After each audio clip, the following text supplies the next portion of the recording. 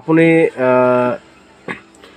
যাৰ লগত বিয়া হৈছে অনুগ্ৰহ কৰি তাই কেনেকৈ লগ পালে আৰু তাই ক'ত লগ পালে অলপ জনাব নেকি? হয়, জনাবতো পাৰিম। মোৰ দস্তি আছিলে ফাৰ্ষ্ট ছোৱালীটোৰ জেগাত।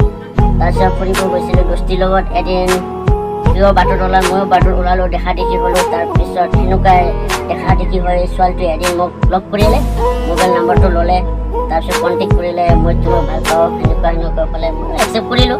চ' এতিয়া সেনেকুৱা থাকি ছোৱালীটো কিন্তু মোক ধোকা দিয়া নাই। তাৰপিছত ছোৱালীটো মোক ঘৃণা কৰা নাই। মই কৈছিলোঁ মই হ'লোঁ এনেকুৱা মানুহ। ছোৱালীটো কৈছিল যে মানুহ, তুমিওতো এজন মানুহ, মই তোমাক ঘৃণা নকৰোঁ, মই তোমাক নাবাচোঁ, কিন্তু মই তোমাক চিলেক্ট কৰিছোঁ, তোমাৰ লগতে যাম, তোমাৰ লগতে সংসাৰখন খাম বুলি কৈছে।